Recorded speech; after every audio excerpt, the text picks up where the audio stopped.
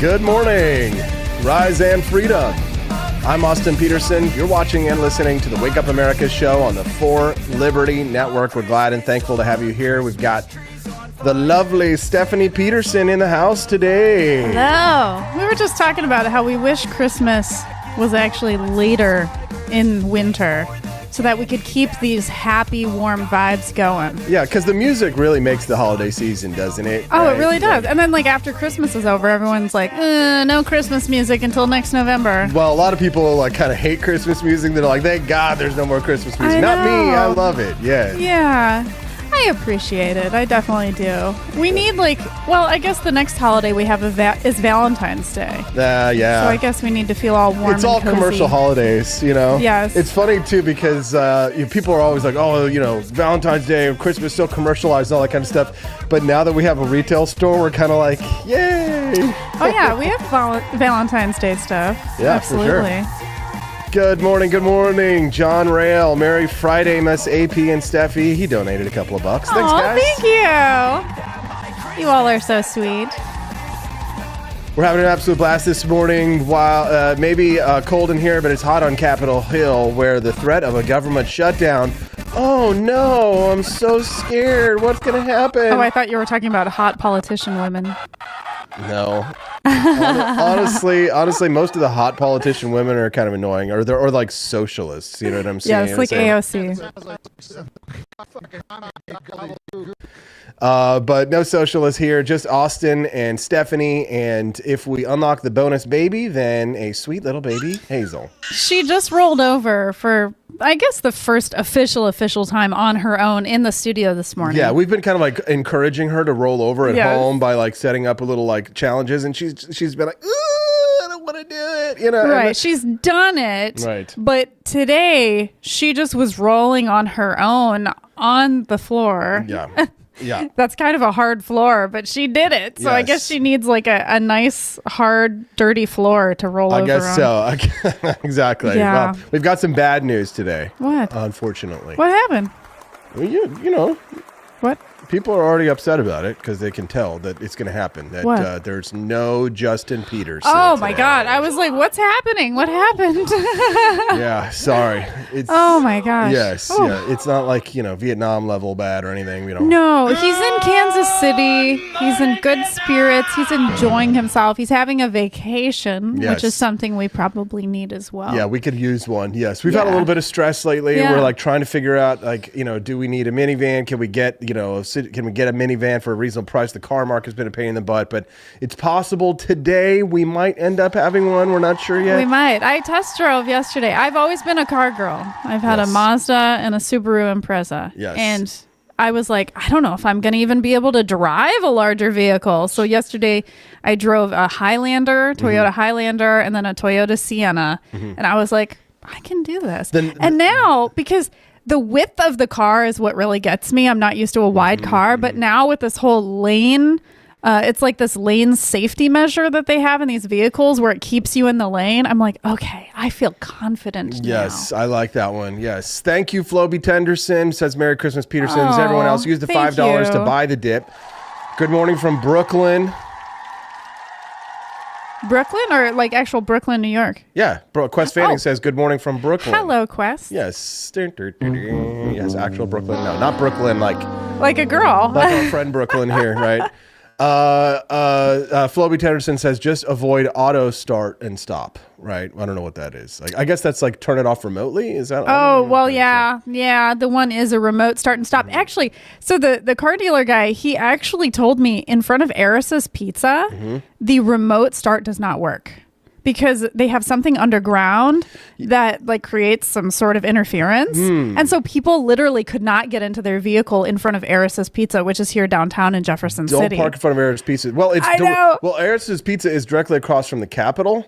So there may be some kind of counter. There's probably a bunker. Yeah, maybe there's a bunker underneath the ground. Yeah, there's probably some super secret squirrel spy stuff underneath the Capitol there. You never know, right? So not remote, auto. It shuts off at stoplights. Where it's it shuts off the engine. So we're not getting a hybrid. No. We wanted a hybrid. The Highlander is a hybrid. We like the hybrid, but the only hybrids that you can get are really the Chevy. What is it? The Chevrolet. Oh my God. Oh no, the Chrysler. Chrysler something. Pacifica. Pacifica. The Chrysler Yes, Pacifica. yes, and that is a hybrid, but you also can plug it in to give it even more, efficiency. The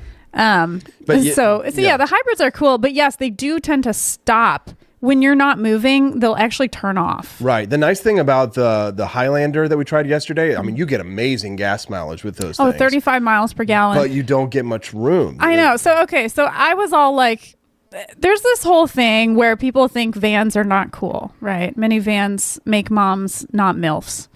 And so where'd you hear that? Did you make that up? No, I just made it up now. Yeah, I have never heard that before. But I have heard that minivans are not cool. Like, that's the stigma. Once you're in a minivan, like, that's it for you.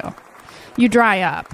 And so anyways, I was all like, you know what? I'm going to do a third row SUV like all the cool people.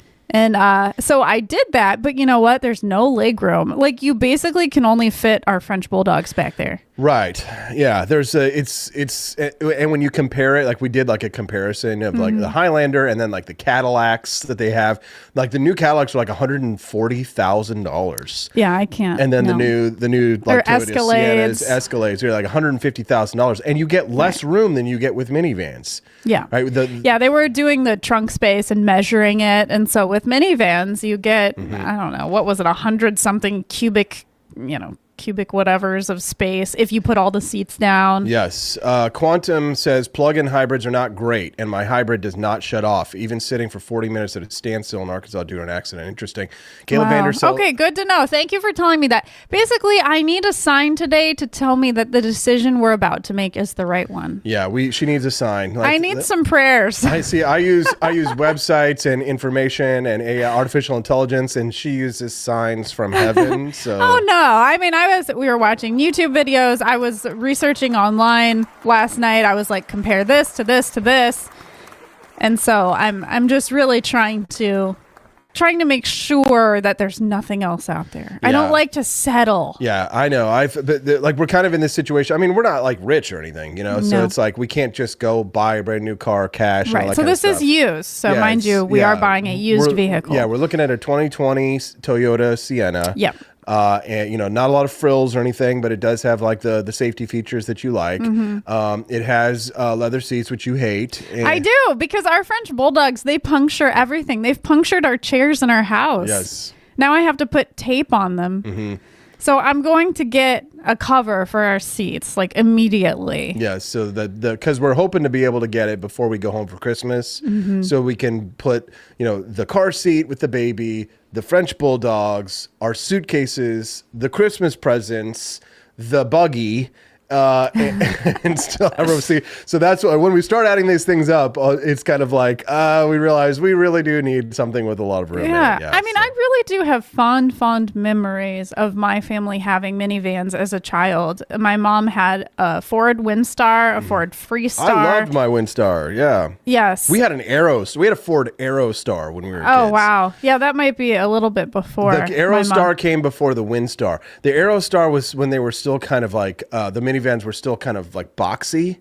So I don't know. I'll see if I can find one, but like. Yeah. My mom had a Buick, and then we went into the minivan, and I remember my sister and we would like have pizza parties in the minivan. We would hang out in there. We would play. It was like so special. And then on road trips, this was before laws really mattered. We actually would have sleepovers and sleep on the floor of the van while we were driving. Can you see it over there on my monitor here, Steph? Look at this. Is a Ford Aerostar. Oh my gosh, yes. So before my mom passed away, she was getting us into. Can people see this on the screen? Yeah, I got it pulled up on the screen. See over here on the right. See that over nice. There? They can see what we see. So and you're up there in the top right hand corner. So here's the Ford Aerostar. And that's what it looks like. People who we should just buy a church van. Honestly, just buy one of those things where they transport the prisoners. Yes. A big white van. Happy Christmas from Alderney, Southcott says. Oh, Oh, South Cat, your card is in the mail, by the way. I hope it gets there safely. I bet so. Have you talked to Paul like on the phone? Oh, yeah. He's got a great accent. He does. I was going to say, Oh, yeah. He's probably got an awesome accent, doesn't he? Yeah. Yeah, he was super cool to talk to. We definitely chatted. That's awesome. Yeah. Stephanie's going to be making a lot of phone calls in the coming weeks. So I talked to Cecilia the other day. I know. That was so nice. We had a really nice conversation. Yeah. This year, we're going to really be focused on like building the community and, building our business and building the community around you guys. That's because we know it's people power that's going to help us to get there. Like we can't count on, an Elon Musk or Vivek Ramaswamy coming along and touching us on the shoulder and just deciding to help us with like billions of dollars or something like that. We realize that, that the only way we're really going to be able to build our business, build our show, build our network is with personal connections to the people who are helping build it. Like people like Paul Southcott, thank you, and Quest Fanning and others. So expect to hear from us, phone calls. Yeah, from and Steffi. I actually found out the phone number that I use, it actually has my name on it. Because Cecilia yesterday was like, Steffi? And I was like, how did you know it's me? And she's like, it says your name on when it comes up on my phone. Yes. And I was like, oh my gosh. So hopefully people will actually answer because they'll be like, oh, Stephanie Peterson. Here's the four. We're going to talk about the government shutdown today, by the way, just FYI. We know we teased it out. So for those who are tuning in and are like, what the hell? This is Freedom Family Friday, which means I'm Austin Peterson. It's my wife, Stephanie. Usually my brother Justin's on, but he's not here with us today. He's on vacation. But anything goes on Friday. So we hope to talk about the government shutdown. I've got some clips to talk about the government shutdown. We're going to get through. I do have the articles pulled up. This whole car thing really is impacted by the government. You and I were just talking about this morning about Trump and how when Trump comes into office, how this is going to impact interest rates. We've heard that interest rates are actually not going to go down, possibly. That's why the Dow totally just the Dow Jones went down in the hole. Yeah, it took a crap. Because they heard that Trump is not going to help interest rates. Well, they can't. I mean, he does. It's the Federal Reserve that determines interest rates. And I imagine he'll exert political pressure on the Fed, which they're not technically supposed to do, but every president does anyway. I know. And the fact is that we are still in a kind of, I won't say hyperinflation, but we are in an inflationary environment. And so what we don't want to have happen is that prices continue to rise and then interest rates continue to rise. And then the car market, if he does put tariffs, then that impacts the car market, which means that if we don't buy our car now and Trump puts tariffs on, that means that we would have made a big mistake in not buying now because the car market's only going to get worse. In a way, I kind of regret voting for Trump. Not gonna lie, he may not be making the world better we thought he would. Well, he's not the president yet. I know, but I mean, you and I, we've never agreed on tariffs. We never. Oh no, we never liked tariffs. No, because all it does is kick people like us in the nuts, and and screw over people. It makes grocery prices more expensive. It makes everything more expensive. It's a tax. Yes. It's a tax, and I understand that people are like, "Well, it's a negotiating tactic." Okay, well, good luck with that. I appreciate it, but if you actually do it, then you're punishing people like us. Yeah. So it's something that we're not a fan of, but we'll see. We'll see when he gets in there, and we still have time. And I don't regret my vote because I do like the fact that they're holding some of these lawmakers accountable. He's not in office yet, but they're already impacting policy, especially when it comes to the debt ceiling fight. Quantum Kitty says, if you call me for whatever reason, text first.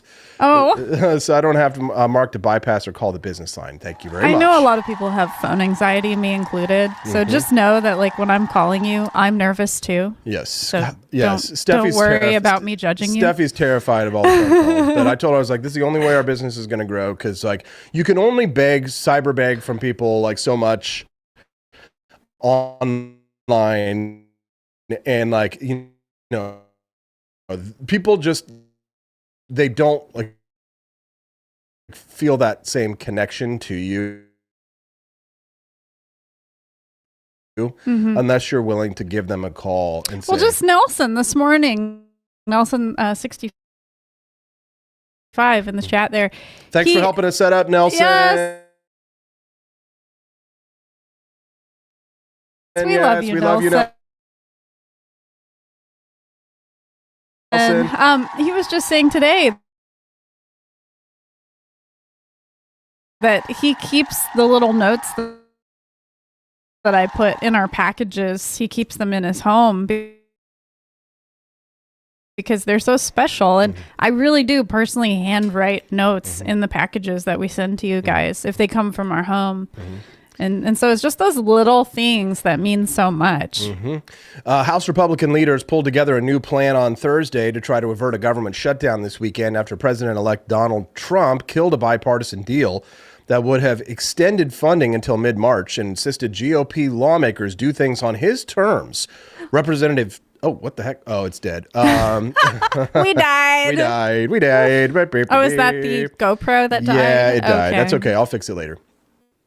Representative Tom Cole of Oklahoma said Republicans had reached a new agreement within the party on how to proceed and that there would be a House vote later Thursday. He didn't immediately provide details. The news offered some hope that the party could find a way forward. All day, the leaders of different Republican factions filed into House Speaker Mike Johnson's office, only to emerge hours later, unable to or unwilling to answer questions about what's next. Now, Speaker Mike Johnson had promised that there was not going to be a Christmas omnibus. There was initially a Christmas omnibus, and then it was like 1,200 pages, and it was like $300 billion or something, and it would only fund the government for like a couple of months. Oh my God! And then they cut down the pages to like 100 pages. And then it was, or like 300 pages or something, and then it was still $300 billion. And it increased it raised the debt ceiling. Oh no, we don't want to do that. Well, we keep doing that. There's two ways to look at it, and I'm going to go through a couple of ways to do it. But what I find interesting here is that we were told reliably. This is Thomas Massey posting this video from Speaker Mike Johnson back in September, and saying that there would not be a Christmas omnibus. But Thomas Massey called it. He's always right. Take a listen to this. We have broken the Christmas omni, and I have no intention of going back to that terrible tradition. So there won't be a Christmas omnibus. As somebody asked me in the hallway a little while ago, will there be many buses? We don't want any buses. We're not going to do any buses, okay? And I've seen this play call like 4 times in the 7 years I've been in Congress. They've punted the ball until December 20th. And what they'll do is they'll come in a closed room with us, and they'll say, okay, now we've got the really big omnibus. And if you vote for this, you can go home for Christmas. But if you don't vote for it and it fails, we're going to make you stay here over Christmas and New Year's. And it's almost like a dystopian future. I've been in the closed room where they start chanting, vote, vote, vote, vote. Yeah. And people run up there and vote for something they've not read. CR, CR, CR. Oh, you want to go home for Christmas? Well, vote for this, and we'll let you go see your families and your new grandbaby, and you can watch your 2-year-old open presents. But if you don't, you're going to stay here with your leadership and their leadership, and wait for a bunch of geriatric senators to send over the answer. By the way, I made another prediction that it would end right before Christmas, that it wouldn't go till next spring. Because, and we've talked about this on your show, Brian, for as long as I've been coming on your show, which is at least 12 years. See it coming a mile away. Go ahead. Every year, they do the same play. Christmas Eve, shutdown, panic, because here's what they're doing. They're taking our families hostage, the families of congressmen in Washington, D.C., on December 20th, which is when this CR expires, and they're going to either put another worse CR that's probably going to have Ukraine and everything else attached to it, or they're going to do the full-on omnibus, depending on how the election comes out.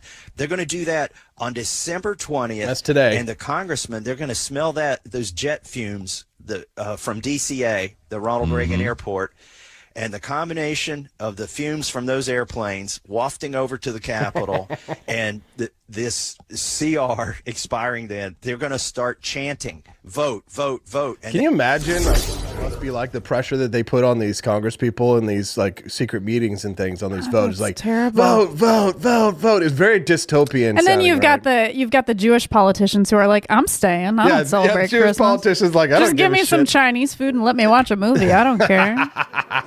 Yeah, see, we need more Jews in politics, and then we can do these Christmas omnibus thingies, right? See, the Jews if you listen to people like Candace Owens, then you realize that actually the Jews are the cause of all of this, Stephanie. This is one of the founders of pornography in America. So how do we get to this?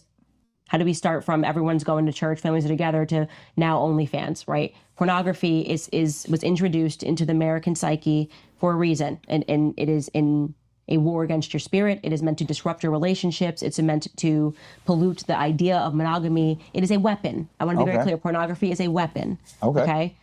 I'm going to have you look up Sav, founder of Screw Magazine. Yeah, look up this founder. You know, it's what the conclusion are is that is he Jewish? That guy, Screw Magazine person. Yeah. Oh. Right. So what she does is she finds those places where the Jews are destroying our society, and she points it out, and then she says like, "Oh, she's just asking questions." Right. But what you didn't realize, Stephanie, is that you are the cause of all the cancer that's destroying society. Right. So it's like everything. Candace is like, presupposing. It's like did you know the Jews are weaponizing pornography literally to destroy our nation. Did you know this? I don't know why they haven't used it against Hamas. I have no idea. Like you would think that if pornography was this really powerful weapon, they would be airdropping Screw Magazine over Gaza, but instead they're dropping bombs. I mean, I think if we actually dropped porn magazines into the Middle East, I think we'd have peace. Yes. Quite honestly, they would get that sexual relief. Yeah, there you. That's what I was saying. That's they wouldn't feel so tense. Yeah, the problem with Hamas and Hezbollah, they'd like drop their bombs instantly, their grenades. They'd be like, "Screw this." Yeah, it's not, exactly. The problem is not that Hamas and Hezbollah were not having enough sex. The problem is that the problem is that they're not having enough sex. Is that they're very frustrated, right? And they're going out there. Absolutely. Yes. So, anyways, it's we're goofing around. It's our family, Austin and Stephanie, and it's Freedom Family Friday. Welcome to the Wake Up America show. I mean, our government has not actually shut down since when? When was the last time it actually shut down? We've had them before. The last one that I can remember was like during the Tea Party years. When? Oh, really? Yeah, so back in 2009, 2010? Yeah, it was like 2010 or 2012. Like, when was the last government shutdown? I'm looking it up right now. I think I do remember that a little bit.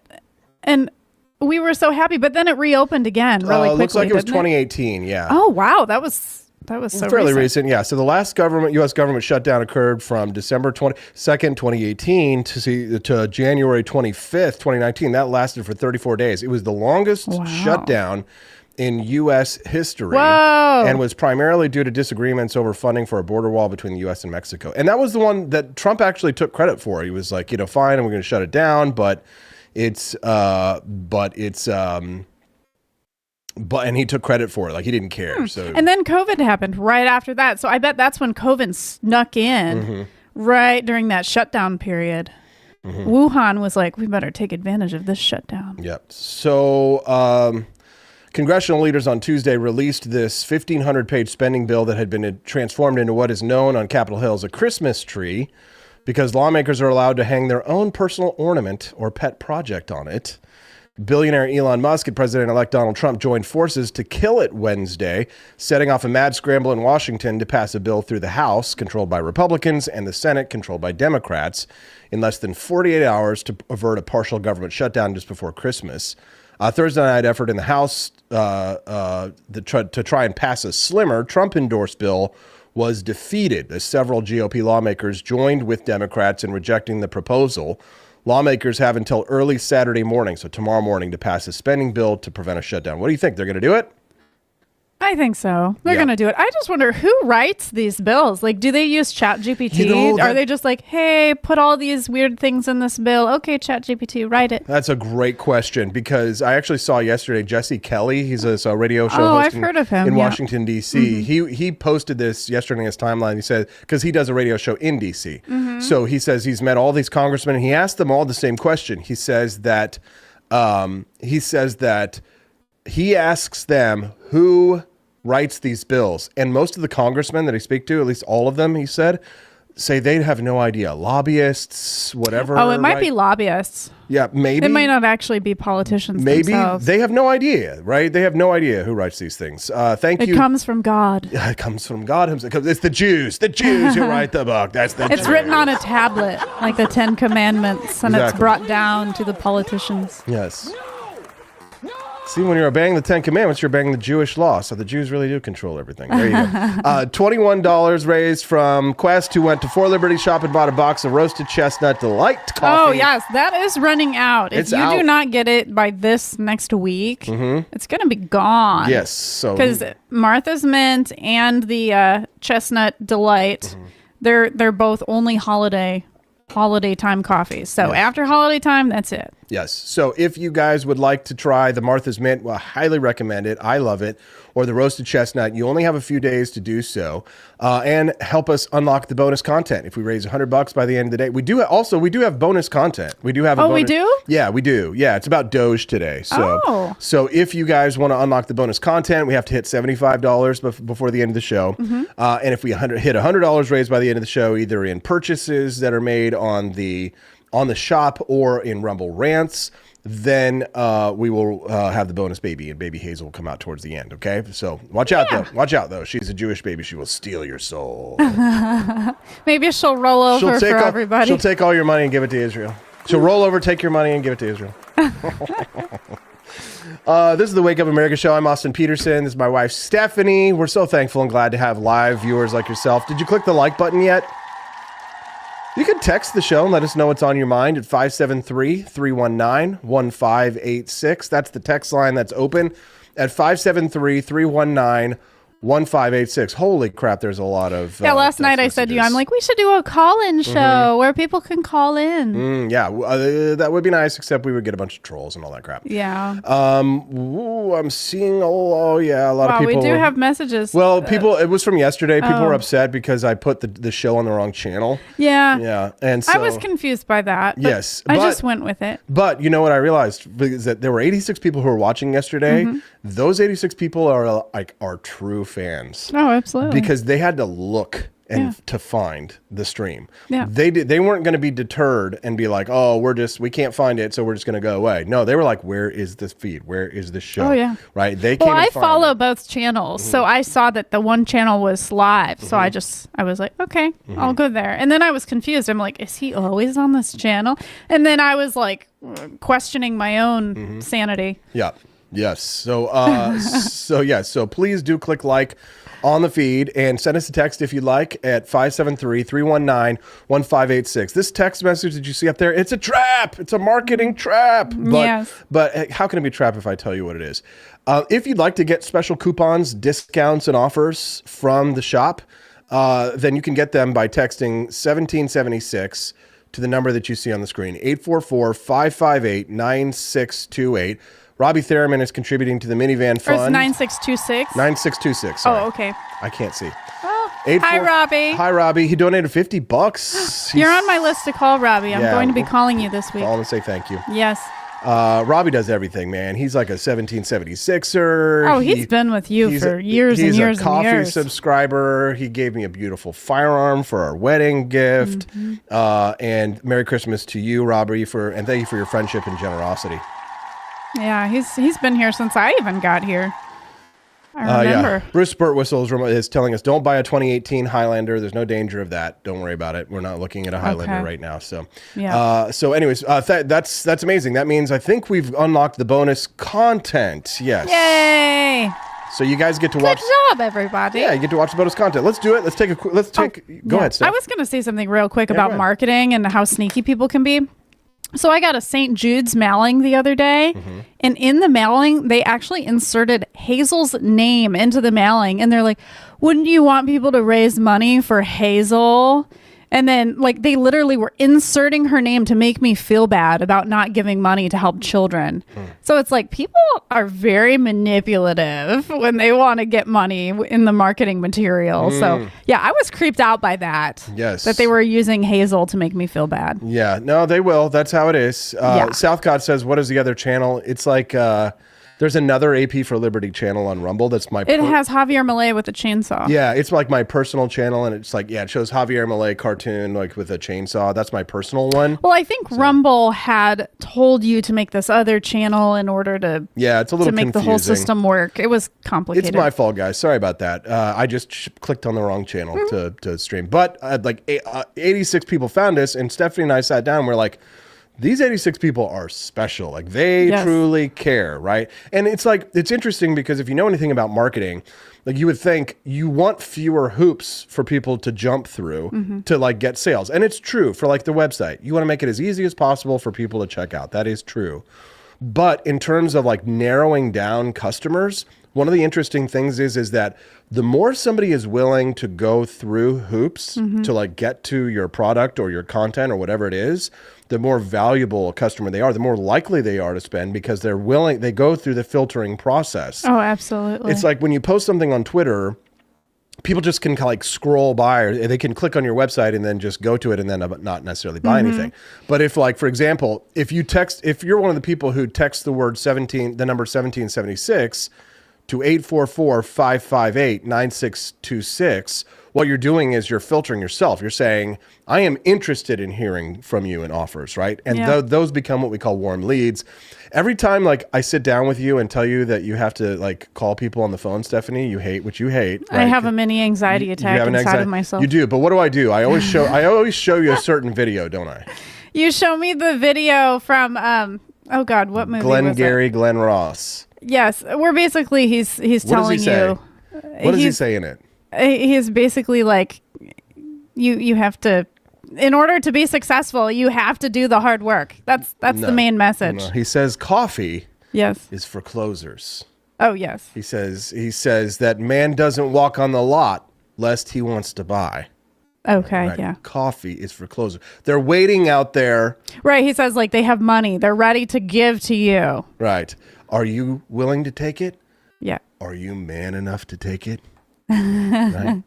Right. Go out there and sell. Get them to sign on the line that is dotted.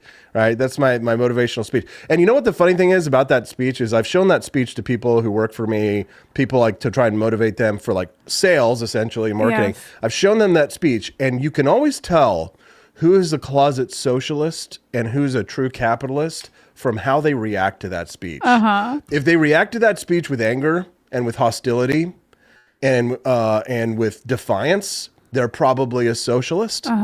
But if they react to that like, oh yeah, I'm going to go out there and I'm going to sell me some real estate, Rio Rancho, right? Because then they're probably a capitalist. I guess I'm in the middle between a socialist and a capitalist. No, you're just a very sweet lady. You're just a very sweet I don't girl. like to ask for anything. Even in my personal life, I don't ask for anything. I just like to do everything myself. Yes. We have hit the bonus content level. You guys get to watch the bonus content. Congratulations to you. It's about DOGE, the Department of Government Efficiency, and how it might help save you money so you can buy minivans or whatever it is you like, all right? We'll be right back. Enjoy the content. We'll be right back on the Wake Up America show on the 4 Liberty Network. Merry Christmas. Revolutionizing regulations to save.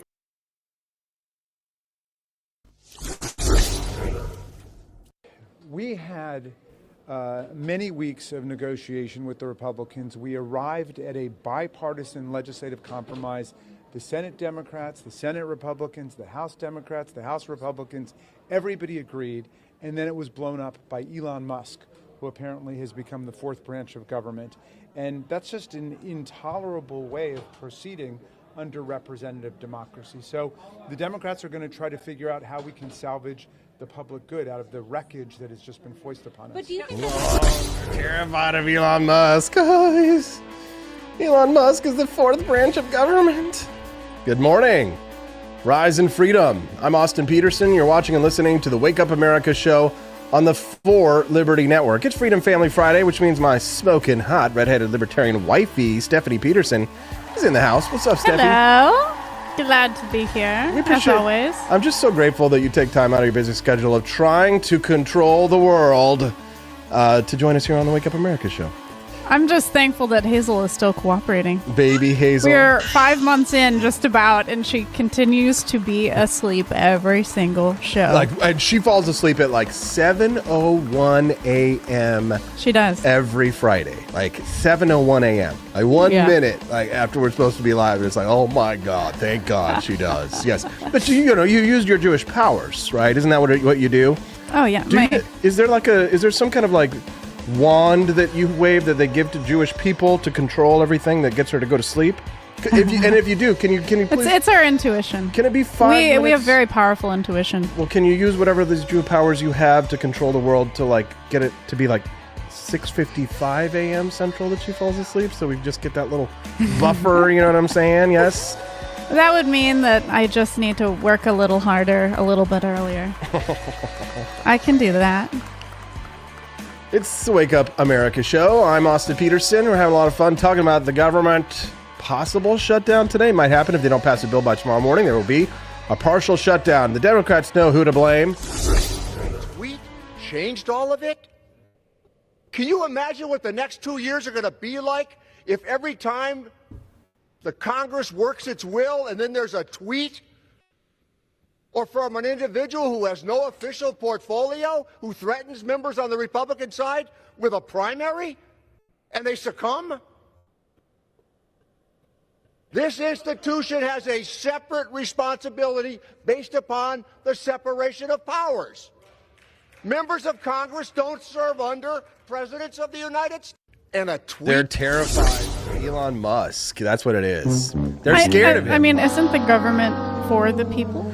Well, it is. By the people? Yeah, they don't like, they're freaking out over Elon Musk because yesterday he actually threatened to primary Democrats to fund campaigns of moderate Democrats against Democrats like these.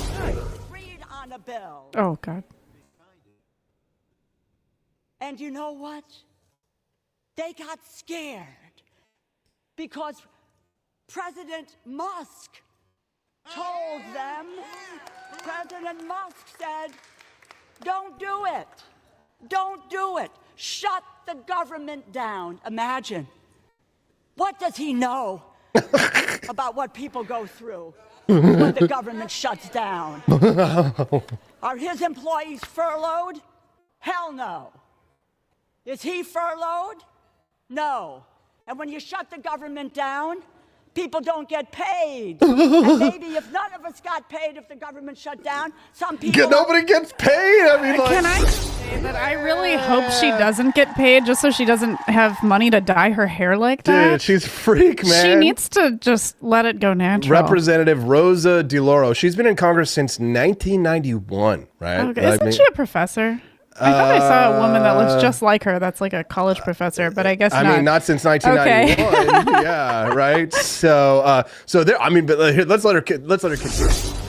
On the other side of the aisle would feel differently about where we're going in this effort. We had an agreement, but you know, this is not different from what we've experienced over the last year and a half or so. Think about it. Biden, McCarthy, deal. Come together. Next day, walk away. Johnson, Schumer, deal. Next day, walk away. And now this deal, walk away from it. Who do we trust in this body? Not you. And above all, can the American people trust us? Trust us with their lives. When we had a moment, when we came to agreement as Democrats and Republicans, and then we were able to say, let's move forward this country. You know, one of my colleagues, I think it was Congressman Neal, who said this. Okay, sorry. Wow, that was great. Great. She's absolutely terrified because she's losing money.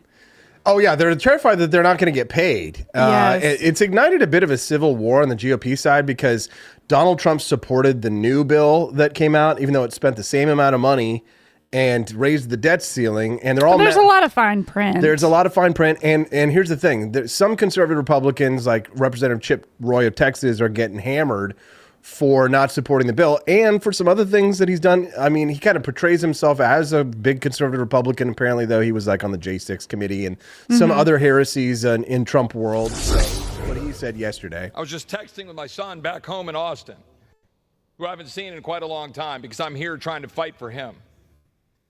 When I got through cancer about 12 years ago, I made my promise to my kids that I would do everything I can to save this country. And what we're doing right now is to continue to double down on the things that are destroying the republic. We are going to increase the debt ceiling, not just $4 trillion, that's false. We have spent $4.7 trillion in additional debt in the last 19 months. We're going to increase the debt by $5 trillion. That's what's going to happen right here by Republicans, increasing the debt $5 trillion. And what are you doing in the same bill? $110 billion unpaid for.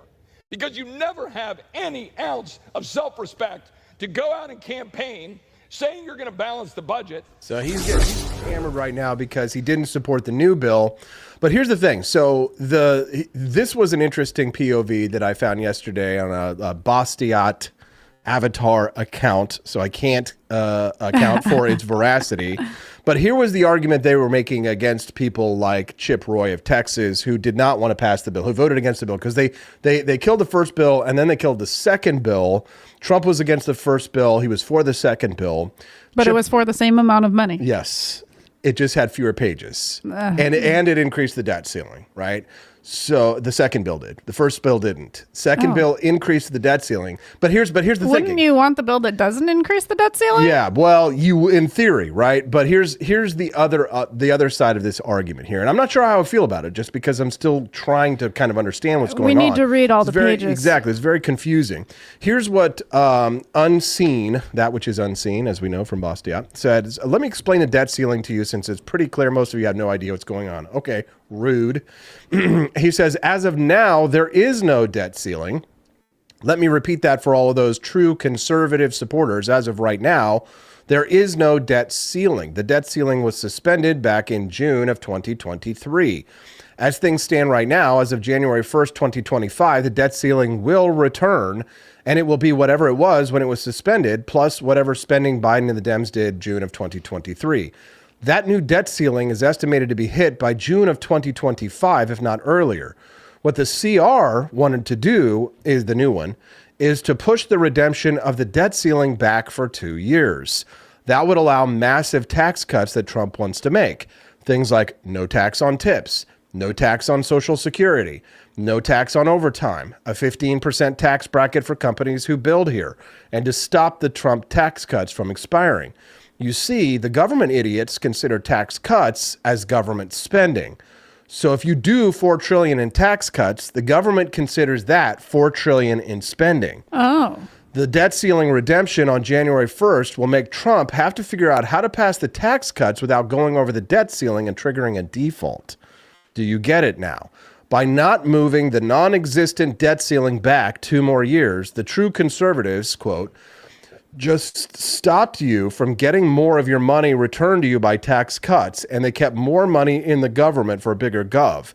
In effect, they just voted for the exact opposite of what they tell you they want, and don't for a second think that they don't know that. Well, so we can't get tax cuts if we don't raise the ceiling. The debt ceiling, because the government counts tax cuts as government spending. Oh, so they're like, we got to raise the ceiling if you want your tax cuts, Right, guys. right. Is that a manipulation tactic? I mean, sort of, right? But the thing is that, like, this person says, don't think for a second that the true conservatives who voted against the second bill don't know that.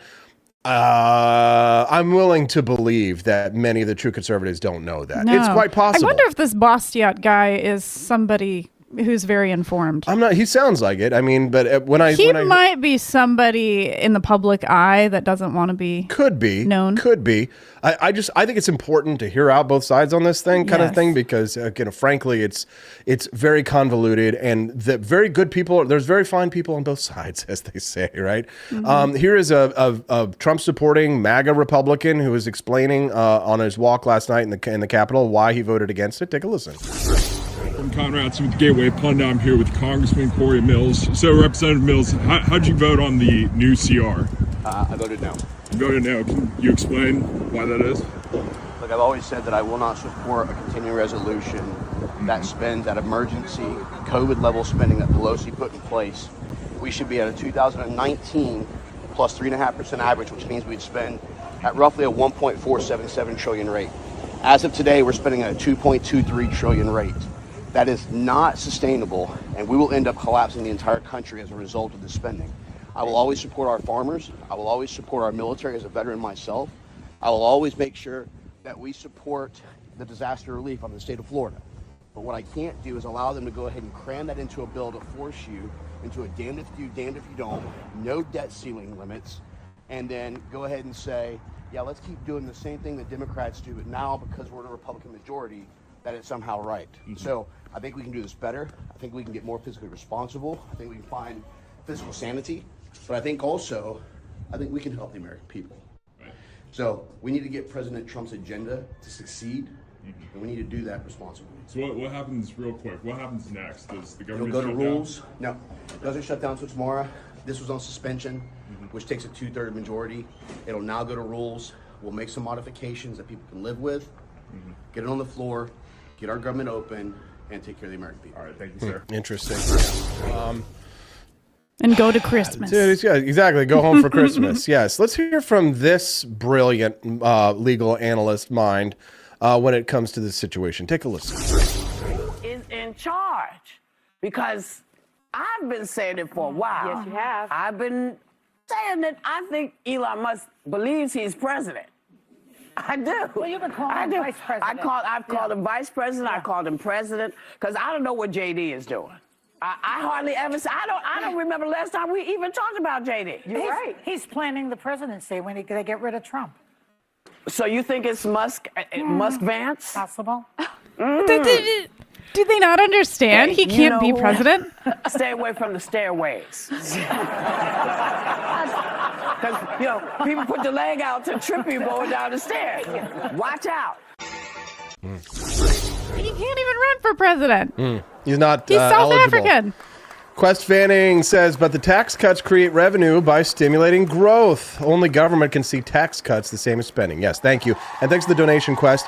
We've raised, Thank you, Quest. We're only $20 away now from the bonus baby. So if somebody goes and buys a box of Founding Flavors coffee at the shop or just kicks in a $20 Rumble Rant donation. We have new duck gear as well. Oh, duckies. Yes. You want to share that with people? What's going on? Yes. So there's something called Jeep ducking that I actually just learned about recently, where you put, if you're a Jeep owner, you put a duck on another Jeep owner's Jeep so that it's like saying hello and showing support. And so that's why a lot of Jeep owners have rubber duckies all along in their windshield. It's some kind of like cult. Yes. And so we realized that a lot of our supporters are Jeep owners, such as I believe Cecilia is a Jeep owner.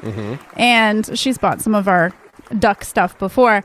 And so we decided we're going to make a duck line that is more liberty themed, including founding father ducks. Yes. So those were made just yesterday. Yes. So we have like a Ducky Nation collection, and we're starting to grow the collection. Thomas Duckerson duck is available, as well as, let's see, we have Benjamin Flaplin, right? Benjamin Flaplin, yes. Shirts, yes. Benjamin Flaplin. He's cute. George Quackington, which I think is another good one there, yes.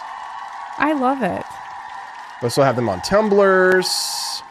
And we're going to expand our Ducky collection today. We've also got, let's see, Pack and Heat 40-ounce tumbler. So it's a duck with a gun? Yes, little cute little duck packing heat. Or yes.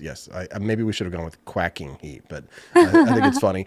So yeah, for anybody who's a big fan of the rubber duckies, the new Ducky collection, Ducky Nation collection, is open for business at forlibertyshop.com. Amy J.E.'s dropped in $10.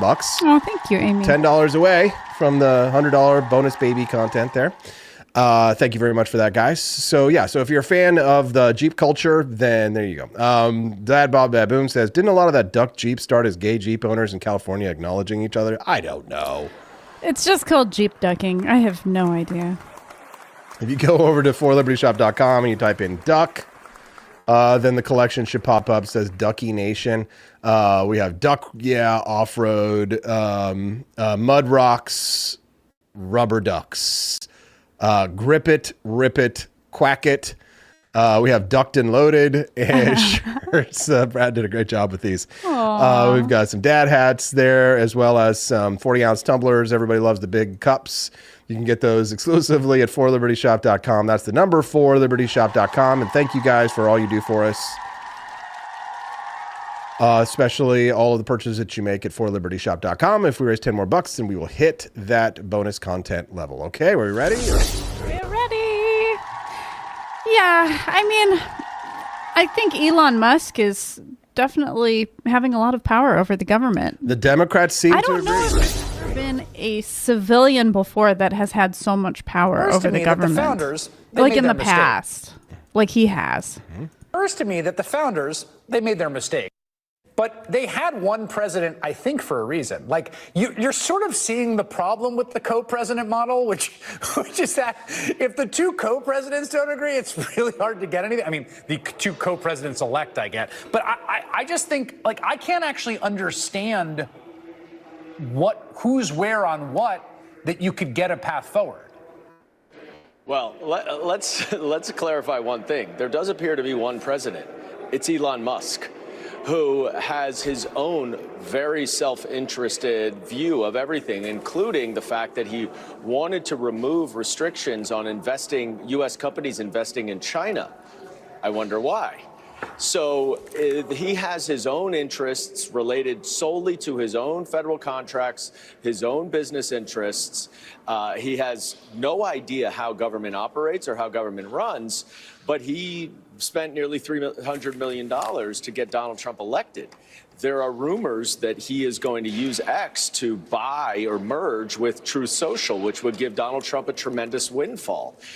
Elon Musk has Donald Trump in a vice, and it is very clear that Elon Musk is now calling the shots. There's no way Donald Trump was not aware of what these negotiations were for weeks and weeks and weeks. Right. And for the fact that he would just drop in the debt ceiling limit at the 11th hour after they had Mike Johnson and the Republicans had reached a bipartisan deal is preposterous. But that's so the Democrats. Yes, they're really chafed by what's happening. I'm noticing with something the Donald here. Trump Elon Musk alliance that's going on here. I'm noticing this pattern here. You know how there was this one video a long time ago where it showed that all of the news outlets were saying the exact same words about a certain topic. Yes. I think there's some sort of, I don't know, marketing technique that is being sent to all of the different media outlets saying, say that Elon Musk is the president. Yes. Keep calling him the president. Yes. Because all of these people, The View, MSNBC, they're all saying, oh, well, he's just being the president. And same with that leftist woman with the purple hair. She's like, oh, he's the president, you know. So they're all saying he's the president. That's the code word right there that they need to keep using. So they do that because it's probably polling well with their base. Whenever you hear Democrats or Republicans all on a same line about something, it's usually because like a few of them are conducting very expensive polling and they're finding what's effective and they're sticking to that message in order to rally their base and to get their message across. So it's like how they were saying Donald Trump is like Hitler, right? They were continuing that message because it was effective in making people fear him. Amy J. East, she's asking the real questions here is, who is running the government now? Joe Biden? Exactly. Yeah, everybody's thinking Donald Trump is already in office. Yeah, he hasn't even entered the office yet. They're treating it like he is because Joe Biden's not doing anything. And you know how they're like, oh, where's J.D. Vance? Where's Kamala? Yeah, what about Kamala Harris? Is she not the VP still? Yeah, exactly. Apparently J.D. just took her place already. Yeah, I mean, here's the thing. You guys have the power until January 20th. So, I mean, why is this Elon Musk and Donald Trump's fault? But again, they got to have somebody to blame, scapegoat in the incoming administration. The government doesn't want the people to win. Yes. They fear the people. They do. Those are the people they're supposed to serve. Yes. Okay. Exactly. All right. Topics shift. Good morning, Pineapple. Good morning, Pineapple. Looking very good, very nice. Good morning, Pineapple. Looking very good, very nice. Good morning. I'm Austin Peterson. You're watching and listening to the Wake Up America show. This is Freedom Family Friday, where anything goes. We try and talk about the news, but sometimes we goof around and talk about fun stuff. I'm the host. This is my wife, Stephanie, and she is beautiful. She is gorgeous. She's quite sexy. Got lovely red hair. We have a beautiful baby Hazel, and if we raise another $10 by the end of the show, we will bring out the bonus baby before the end of the show, which I know you guys will love. I was very excited this morning, Pineapple, to see one of our other lovely little pineapples made her way to America Fest last night in Phoenix, Arizona. Daniela Pensack, the host of Culturama.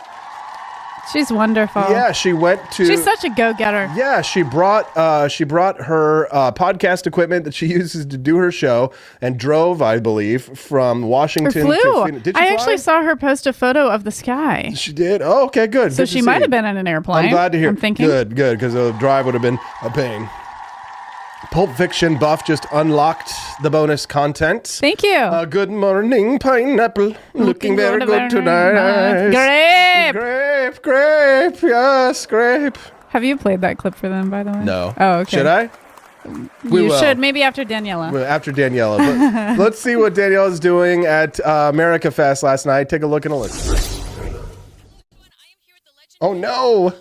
Oh, the audio's a bit low there. It's the first time we've heard it.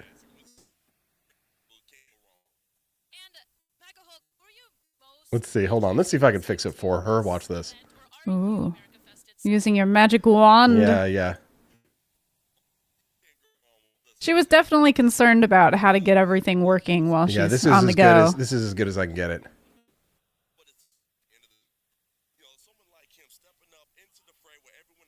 Poor baby. It's hard. Oh, wait. Hold on. I can fix it. I forgot to turn it on. There we go. There it is. Let me see if I can get it. Well, yes, he is really inspiring. There we go. And I know that you work for Turning Point USA, and you're kind of like a figurehead and a spokesperson. Oh, look at that. And that actually goes perfect with my next question. I was going to ask you, how would you say we can get Gen Z the most active and fully mobilized for the conservative movement? At the end of the day, we have to just get out there, and we have to, as millennials, as the older generation, we have to engage with. She's got her Culturama pillow there. You can see it. So we can't hear it very well, but the audience is getting it much louder. Yes. It's incumbent on us to be able to talk with these individuals, talk with y'all, right? Because we're passing the baton to y'all. Dude, it's huge. Y'all to run towards the future. So it's really interesting to see the dichotomy and to see the amount of Gen Zers jumping into this political sphere. You don't usually see this, right? Especially with millennials. We didn't really get engaged in politics. But I guess I need to call Daniela this morning and tell her how to tweak her audio there. Try, Daniela. Well, she's traveling with a camera person, so the camera is good. Yes, but she's just not traveling with an audio person. As I always say, the audio is the hardest part of this whole process. It took me like 2 months to get the audio on this thing working. I remember at first we could only take phone calls from people. Yes, and then that was hard to figure out in terms of making it actually sound good. Yeah, it was such a challenge. So now who is that guy? MAGA Hulk is who he goes by. So MAGA I was gonna say, is that Zuby? I have no idea. No, that's not Zuby. Yes. Okay. Yes. Wow, MAGA Hulk. Good morning, pineapple. Looking very good. So yeah, the grape thing. Grape. Are we gonna get kicked off of somewhere if we play that because it's about India and stuff? No, let's see. Okay. Hold on. Let's see. This is grape. So basically, these are children in Pakistan. Yes. Okay. Here we go. There it is. I'm sure a lot of it's mean, but you only saw it recently, and now you can't stop shouting grape all the time. My plan is that I will be pilot, and I'll help everyone. Pilot. Yeah, he's a pilot. Great. Yeah, you see, this is the spirit. We love Pakistan. My pledge to my country is that when I will grow up, I will be the scientist like Dr. Abdul Qadir Khan, who helped Pakistan making the nuclear power. Inshallah, we have a bright future. We are Inshallah. who are going to make Pakistan a great nuclear nation. When I will grow up, I will be army and save Pakistan and destroy India. Strong army, whoa, great! To help people who need people money and all this. He is going to help the people in Pakistan. Great. And all these. Educational institution as possible, and I'm proud to be a Pakistani. The next generation of Pakistan is going to make Pakistan literacy 100%. Gonna make Pakistan a crazy 100%. Yes. My pledge to my country is that I will finish all corruption, and so we will prove to Pakistan is not less than any other country. Pakistan Zindabad. Pakistan Zindabad. I will be a soldier and I will die for my country. Yeah, we have soldiers who want to live for the country and die for the country. My pledge is to when I will grow up, I will help the poor people by giving their homes, by giving them homes. Inshallah, he is going to give homes to everyone. When I will be a boy, and I will reduce illiteracy. That is my first goal, and my second goal will be to help the poor. Long live Pakistan! Long live Pakistan! Great! Literacy, but the captions were like electricity. Yeah, because that's kind of what it sounds like. Great. That woman is epic. Yeah, when I grow up, I will be an army and save Pakistan and destroy India. He's such a mastermind. There you go. Inshallah, great. But I grew up, I want to be pilot. Pilot, grape. Yes. Make Pakistan grape again. Yes. Oh, that is epic. Oh, dude, that's fun. I just wonder what has become of these Pakistani children now in modern day. I bet most of them are dead. There be an army and us destroy India. The kid who wants to destroy India is probably dead. The kid that wants to die for his country, dead. Like you didn't know that Pakistan and India like hate each other, but like that's the thing. That's why these little kids, they're 10 years old and they already want to like destroy another country because they get indoctrinated. The government indoctrinates them very young. I never knew that India has bombs exploding on God. the land. I didn't know that it's in danger. Pakistan and India have always on their border have always had troubles. They've always had battles and wars and things like that. But it's kind of like you get these kids and they're like 10 years old and they're like, I will join the army and destroy India. You're like, oh God. And imagine where they learned that from. I know. Yeah. Well, definitely not from TV because they don't have electricity. Well, we've watched the TV shows in the Middle East where they literally have Mickey Mouse indoctrinating the children. Teach them how to kill. And being like, kill the Jews. Kill the Jews. You know? Oh, I shouldn't have said that. We'll probably get like totally kicked off now. We're already kicked off. Don't worry, guys. Rumble and Locals is the only place that really like allows us to be what we want to be pretty much. And X, but it's but it's like, it's they like have Mickey Mouse and it's like, the Jews, they steal your soul. Oh, seriously? Yeah. I grow up, I will be army and save Pakistan and destroy India and the Jews in the West. Good morning. Good morning, Pineapple. Good morning, Pineapple. Looking very good, very nice.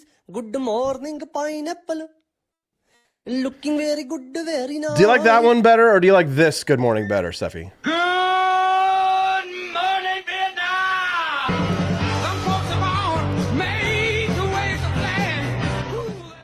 I think Good Morning Pineapple. It makes me laugh more. Yes. So that warms my heart more. Exactly. I like this one too. Wake up, you sexy bitch. It's time to sin.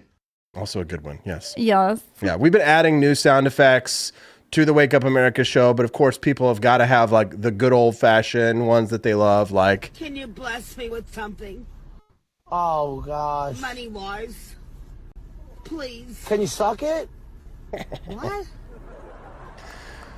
Good morning. Don't forget to click the like button. If today is the first time that you're watching the Wake Up America show, you're like, what the hell?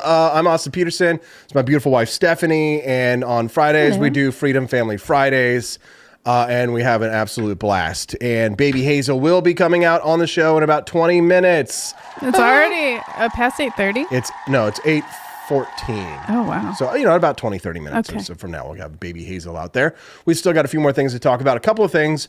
Microplastics in the balls, as well as this study that showed that the black plastic spatulas that you were using for cooking were allegedly poisoning us, right? And so we're going to have a conversation about plastics. Are you ready? I'm ready. I've actually been putting your oatmeal in glass Pyrex containers. At my suggestion. Yes, at your suggestion. I'm usually the conspiracy theorist here. Right. I'm usually the one who's like, oh my God, fluoride in the water. But the whole plastic thing, basically, I just wanted to stop being paranoid. And so one day I just decided, you know what? I'm just going to live my life. And so now I've gone in the other direction. I'm not like purposely putting bad things in my body. Don't think that. But no. I've just trusted our plastic Tupperware more than you. Well, here's microplastics is a concern and it's something we need to discuss. Yeah. Mighty Megatron donated $5, says, thanks for making me laugh with the accent in the vid. Keep it up. Grape! Yay! Grape! Great, Mighty Megatron, grape! Crazy, gonna make Wake Up America show crazy 100%. Make America grape again! Make America grape! Put that lady in the center, make America grape again. Oh my God. We would be the only people that would get it. There'd be like, 5 people who would actually buy that. Exactly. Would you guys buy a shirt that says make America grape again? Yeah, I doubt it. Here's the study, though, on the black plastic study. A journal that published a faulty black plastic study has been removed from the Science Index. The publisher of a high-profile, now corrected study on black plastics has been removed from a critical index of academic journals after failing to meet quality criteria. A scholarly publication analytics company removed the journal Chemisphere from its platform, the Web of Science. It's a key index for academic journals. And to be included, they have to require them to follow editorial quality criteria. Apparently, this one did not meet the quality criteria, which essentially that the problem was they did the math wrong.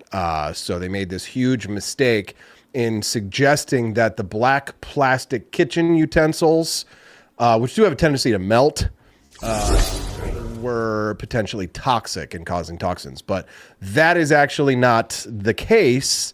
And that opens up to me, I think, questioning a lot of the studies that we have about things. All the anti-vaxxers right now are like, yeah, exactly. You can't believe studies. Hello. Right. You can only believe the studies that prove what they believe, right? And we can only believe the studies that prove what we believe. And then it's like, it just becomes a mess. Like the right way to look at things is to suggest that the science tends to point in this direction.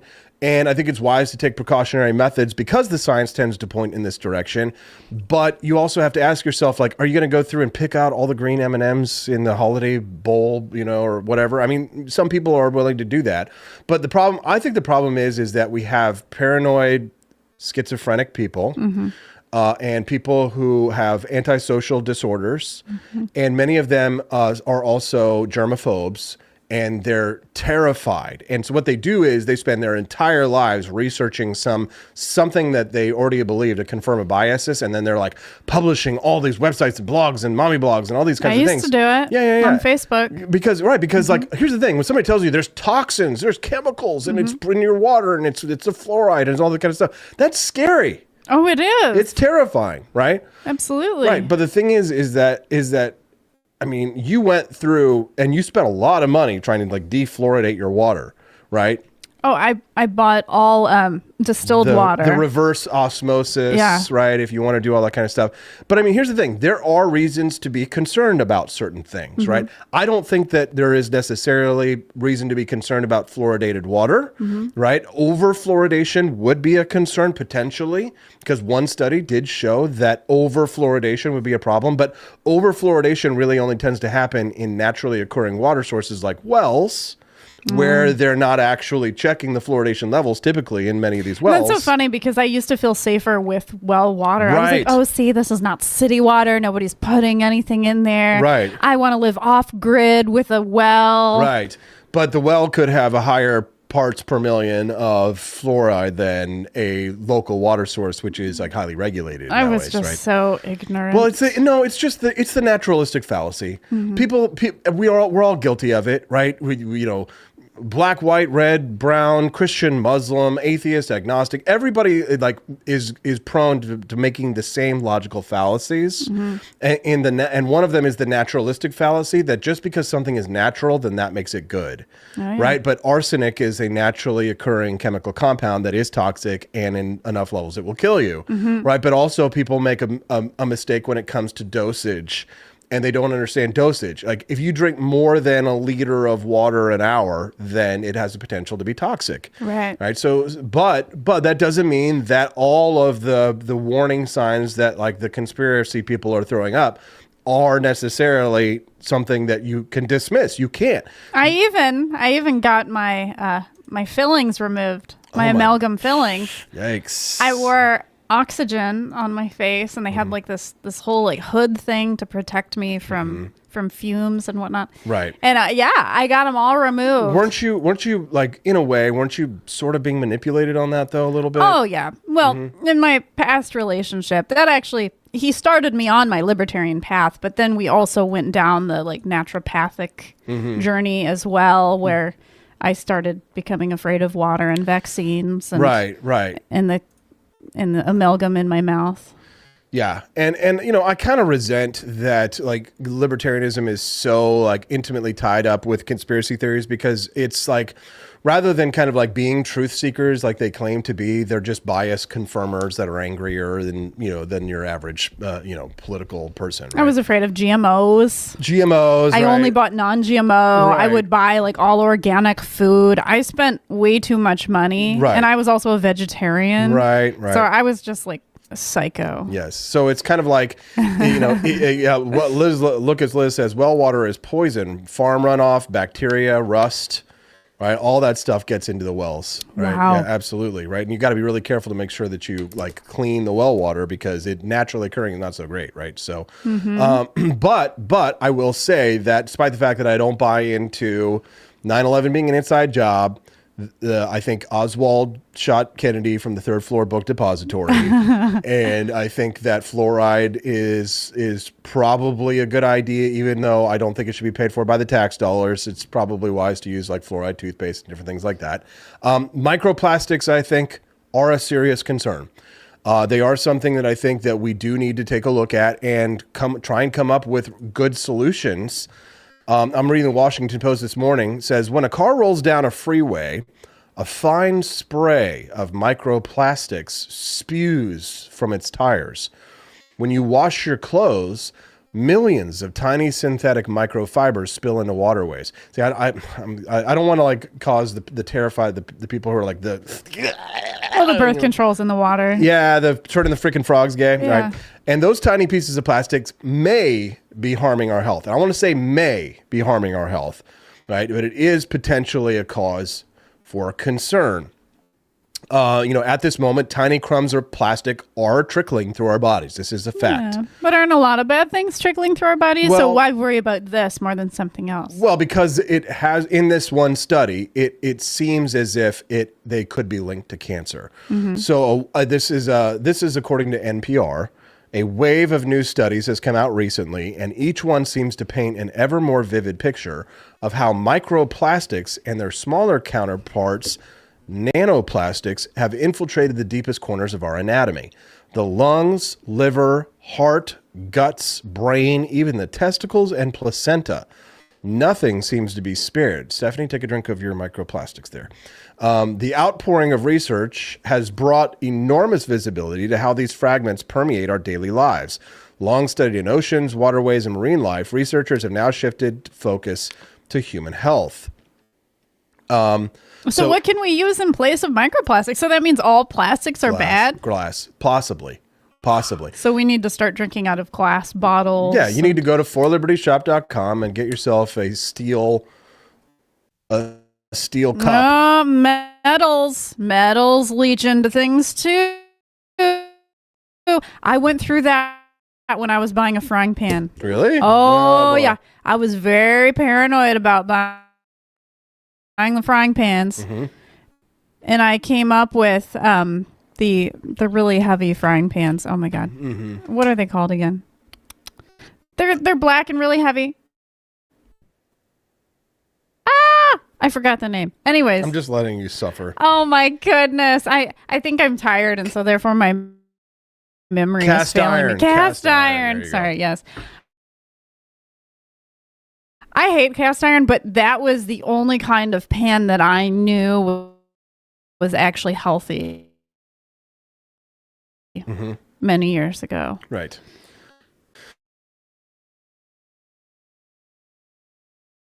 But it's just I can't lift it. It's too heavy. So I ended up getting one. It's called Le Creuset, and it's a cast iron, but it has like enamel on it. So it's like somehow lighter weight, but it's still safe. Yes. As the work on this has gained momentum, so have questions about the damage microplastics could be doing inside of us. Researchers tend to be wary about making pronouncements. Doesn't mean that they're always like that, because you get the climate freaks who are always like, we're all going to die, right? Because the field is still in a pioneering phase. And yet there are undoubtedly concerns. Some of the strongest evidence comes from lab studies using animals, as well as what's already known about the damaging effects of chemicals added to plastics. A review of the data published last Wednesday, concludes that microplastics are suspected to harm human reproductive, digestive, and respiratory health, with a possible link to colon and lung cancer. So an ecotoxicologist at Oregon State University, Susan Brander, says it's not helpful to elicit a gigantic state of alarm, right? So don't freak out. But she agrees we already know enough about the health risks to push for substantive changes, including a global agreement to curb the rising production of plastics. Don't you think there's some sort of motive behind this? Come on, why are you jumping on this bandwagon? Well, because it's a new the plastics are there. They are. Yes, meaning that so there's no question about whether or not we have microplastics in our balls. There right now, every man who is listening to this show has microplastics in the balls, right? And in the past, there were things like, for example, lead poisoning. Right, we put lead in paint and things like that. Yep, toys. And toys, right? So it was important for us to make changes to the process of manufacturing to prevent lead from going into the paint that goes into our houses, that from going to toys that we give to children that they would put in their mouths, because lead poisoning is a real thing, and it's something people just didn't know and understand at the time, right? It's a potential new threat. I'm not saying it's necessarily a threat, right? But I mean, we are seeing certain things, and this is a causation correlation question, like fertility declines, right? The cancer rates have gone up. Now that could be because we're getting more healthcare to Could be because of so many things. People will say, "Oh, it's because of the vaccines. It's because of the GMOs." It's like, where can you really find the source? Yeah. It's so many sources. Yeah. Le Creuset, that stuff's expensive, but worth it. Says I got it as a Hanukkah present. Says Clementine.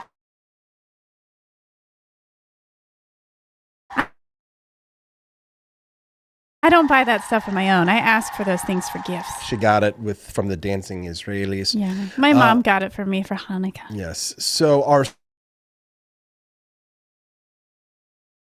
soil, drinking water, and food supply, the air we breathe, all carry microplastics, defined as any plastic particle as small as 1 nanometer and as large as 5 millimeters. Some have built up in the environment over many years, while others arrive daily as they shed from tires, clothing, food, packaging, personal care products, and more. And this could be, if it's a conspiracy, then it's possible that there is a conspiracy, but this is like the new communism, because people aren't buying we're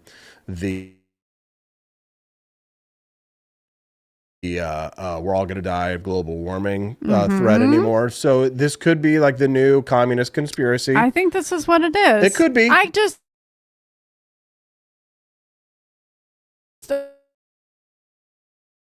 I don't trust the government. That's the thing. I agree. I don't trust the government so much that now I don't believe anything that I hear. So then okay, well then if the government comes out and says, yes, fluoride is dangerous, are you going to start drinking fluoride?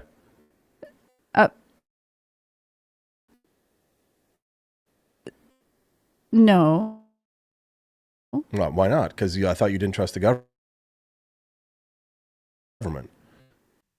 No. Well, Okay. Natural News has been saying it for years. So if Natural News and the government are both saying it, Cringe. then it must be true. I'm Cringe, joking, I you guys. know, I'm I joking. know. It's cringe.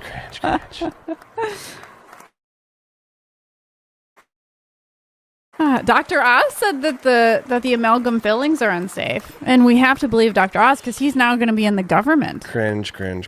Dad Bod Baboon says, I remember the fear of lead from water fountains in a school back in the 80s and 90s. I remember that too, actually. Mm-hmm.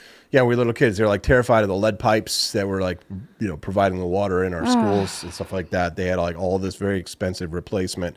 It's so hard. Asbestos, right? Another thing. Yeah. Absolutely. Yes.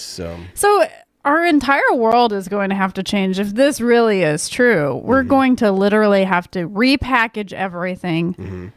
Basically, how do we get rid of plastic? We can't burn it. How do you actually get rid of it? You really can't. Right. So it's going to stay here in this world. We'll have to have like some sort of plastic holding cells where we're all, and then there'll be like mandatory plastic return programs. The government will be like, here, we'll take your guns and your plastics. Yes. Come return them here. Sorry for the stream being a little choppy, guys. It looks like the internet was slowing down a little bit, so I cut the bit rate in half. That should hopefully fix things up. But the Jews are trying to get us this morning, Stephanie. More Jewish. It's the plastics. It's the plastics. It's the plastic wiring that's holding this internet connection. We thought that the Jews would stop at pornography, but no, the Jews are putting the plastic in our balls, and they're slowing down our stream this morning. Damn Jews.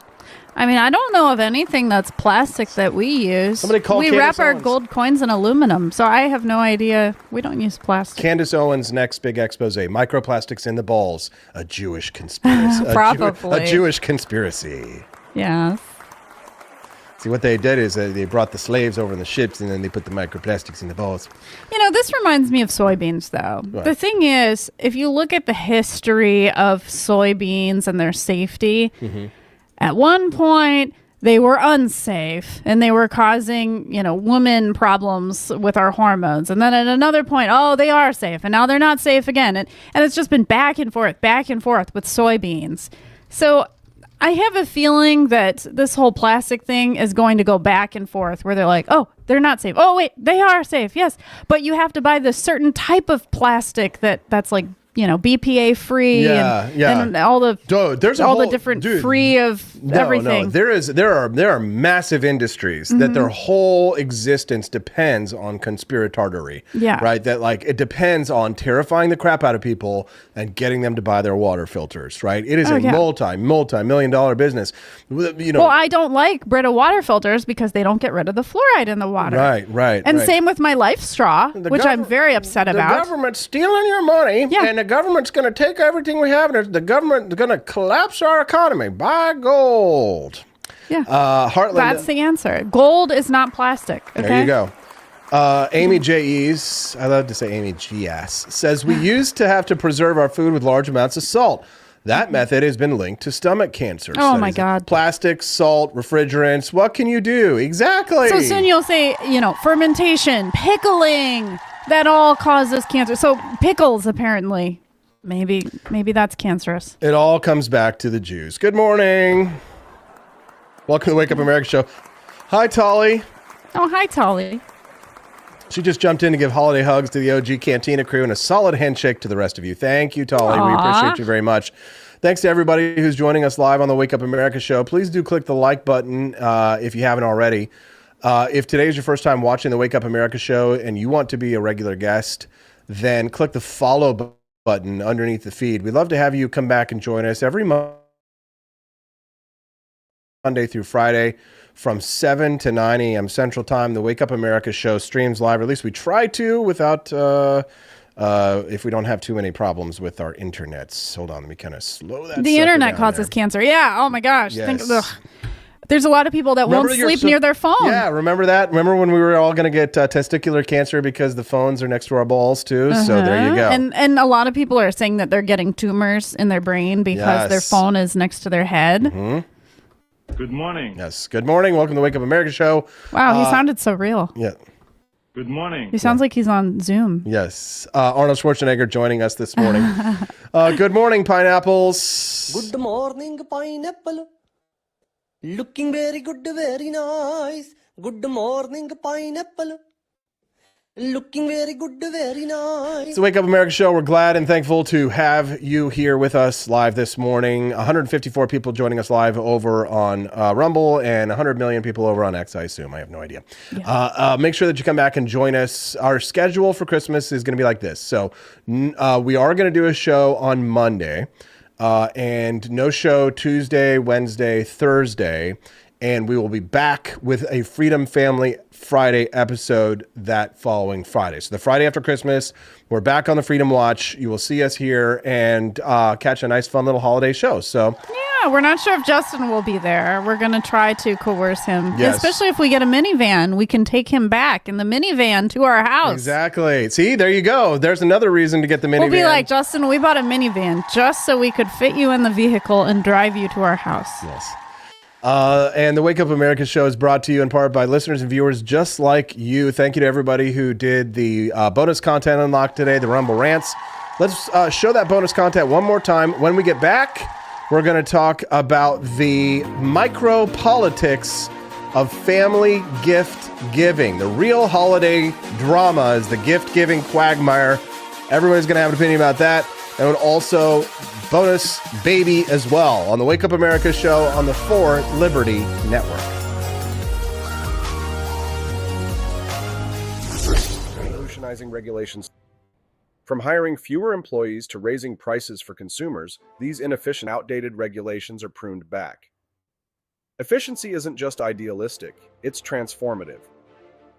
The opportunity is here. The solution is actionable. But for change to happen, it needs support. Not just from policymakers, but from people like *U*. Your voice matters.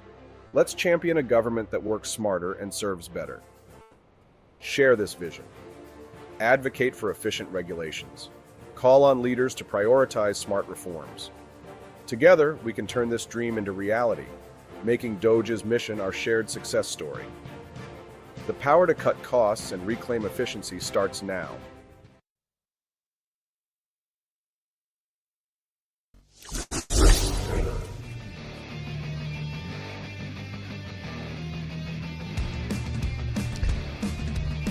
Good morning, pineapple.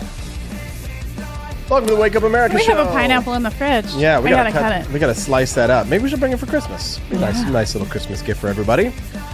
A Christmas song. Good morning. Welcome to the Wake Up America show. I'm Austin Peterson. It's my beautiful, smoking hot, redheaded libertarian wifey, Steffi. Hey, soon I'll be driving a minivan. Will I still be hot? Oh, well. She's a 10, but she drives a minivan. Then, I'm sorry. I'm afraid she's... that makes her fertile. That makes her fertile, yeah. She can have lots of babies. If she drives a minivan, that means she can have lots of beautiful babies. Yeah, so we might be getting a minivan today. We're not 100% sure. If it's the right price...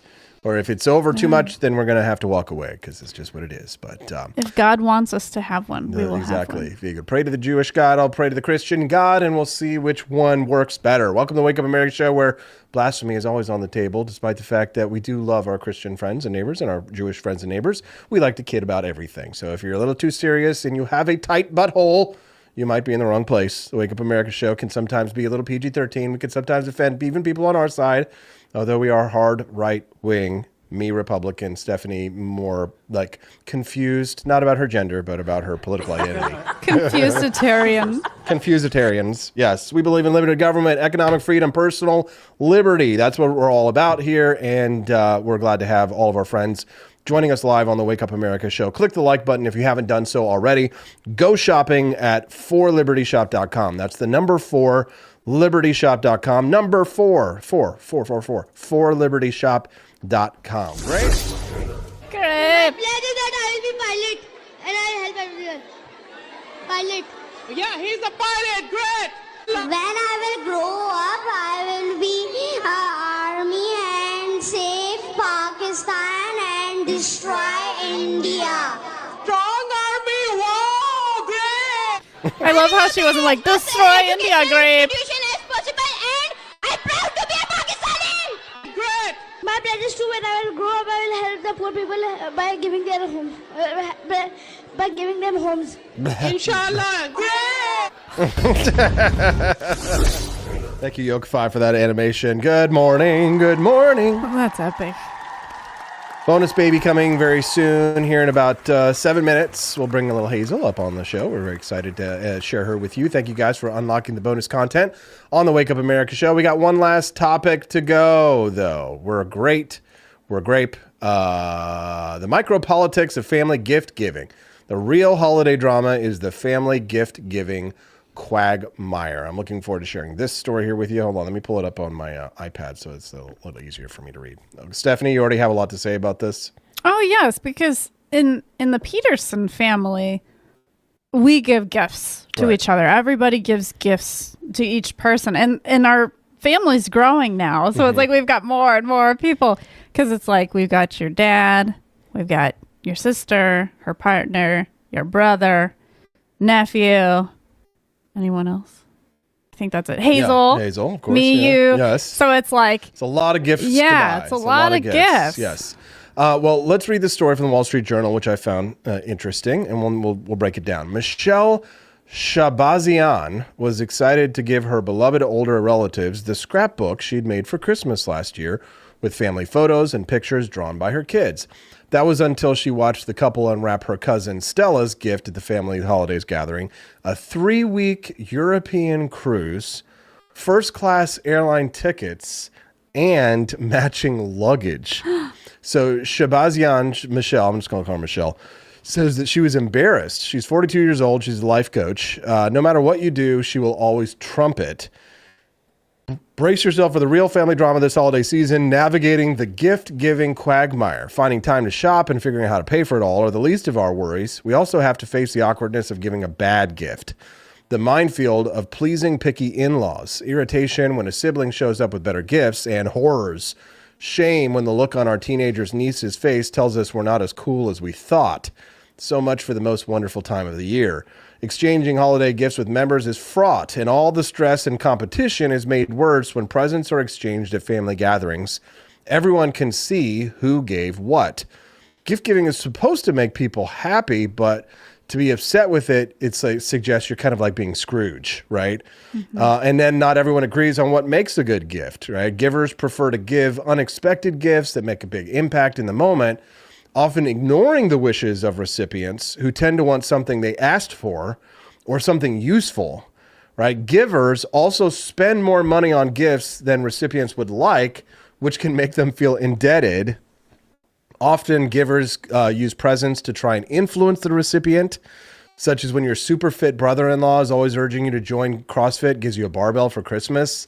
And you're like, I don't want this. Like, I'm not going to join CrossFit, right? So it kind of becomes this sort of like, it's all like, have you ever gotten a gift from somebody and it's all about them? It's not about you. Like they were giving you a gift and it was so clear that they were just like trying to impress themselves upon you rather than try and give you something that you actually want. Or it's something that they want you to do that they think is in your best interest, but you're not quite sold yet. Right.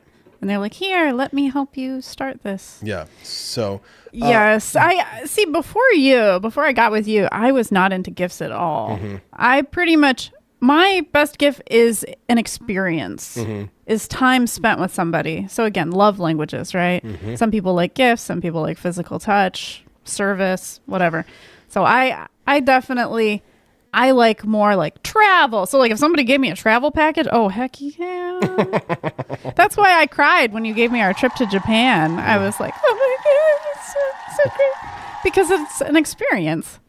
But I understand though, investing in assets.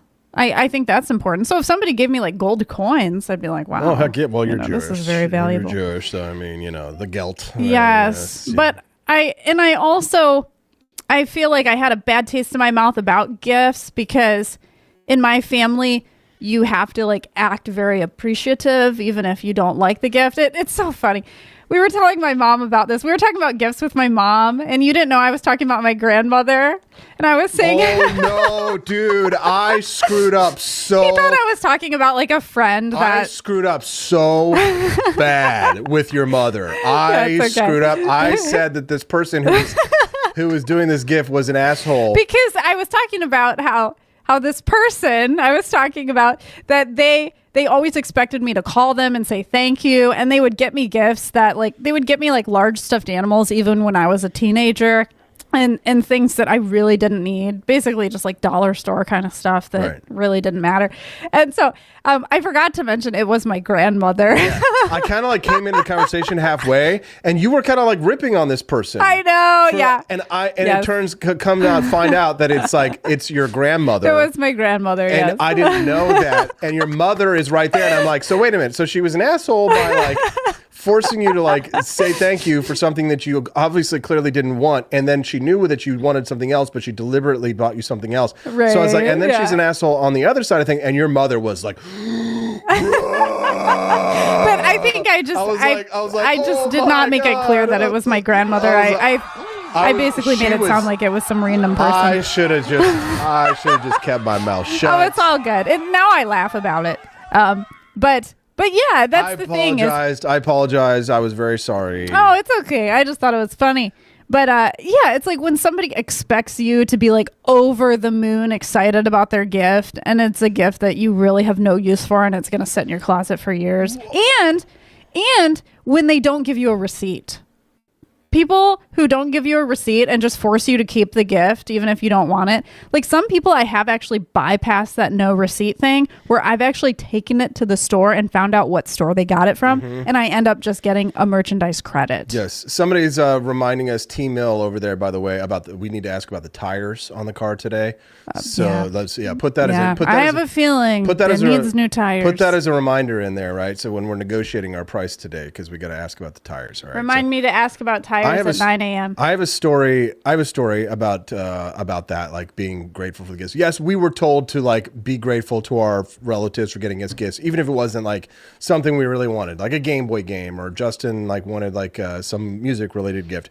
So gifts are expensive, and when I was a kid, there was 100 children to buy for, right? Mm-hmm. So your brothers, your nieces, your nephews, and you've got 40 of them, so it can get expensive, and not everybody really has a lot of money. No. So my aunt and my uncle, they would buy gifts for me and Justin, and they obviously didn't spend a lot of money on it, but that's okay.